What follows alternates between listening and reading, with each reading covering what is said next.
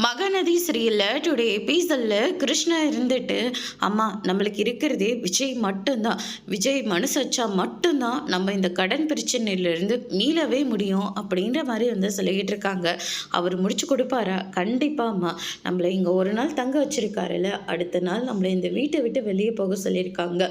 நாம் ஆனால் இந்த வீட்டை விட்டு ஒரு இன்ச்சு கூட நகரவே கூடாது.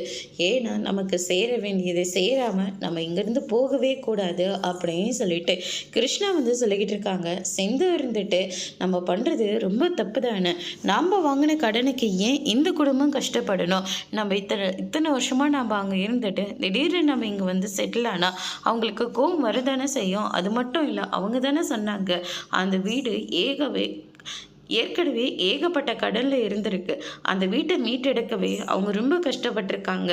இப்போ நம்ம மறுபடியும் அந்த வீட்டில் பங்கு கொடுனா அவங்க கண்டிப்பாக கொடுக்கவே மாட்டாங்க அப்படின்னு சொல்லிட்டு சிந்து வந்து சொல்லிட்டு இருக்காங்க. நானும் பார்த்துக்கிட்டே இருக்கேன். இப்போ வர வர நீ அந்த குடும்பத்துக்கு சப்போர்ட் பண்ணி பேசிக்கிட்டே இருக்க. என்ன நினச்சிட்டு இருக்க நீ அப்படின்னு சொல்லிட்டு கேட்டுட்டு இருக்காங்க. உண்மையாக தானே நான் பேசினேன். என்ன உண்மையாக பேசினேன் நீ? ஒன்றும் தேவையில்லை, வாயை மூடிட்டு சும்மா இருந்தாவே அதுவே போதும் அப்படின்னு சொல்லிட்டு நம்ம கிருஷ்ணா வந்து சொல்லிக்கிட்டு இருக்காங்க. அதுக்கு அடுத்ததாக காவேரி இருந்துட்டு ஏற்கனவே வீட்டில் தாத்தா பாட்டிங்க நம்ம அங்கே போயிட்டு வர்றது சுத்தமாக பிடிக்கவே இல்லை. இப்போ இந்த குடும்பமும் இங்கே இருக்குது. அம்மா வேறு ரொம்ப ஃபீல் பண்ணி அழுந்துக்கிட்டே இருக்காங்க. இதெல்லாம் நமக்கு தேவையா அப்படின்ற மாதிரி காவேரி வந்து சொல்லிக்கிட்டு இருக்காங்க. இந்த பிரச்சனையை நான் பார்த்துக்கிறேன்னு சொல்லிட்டு விஜயும் சொல்கிறாங்க. அதோட முடிச்சு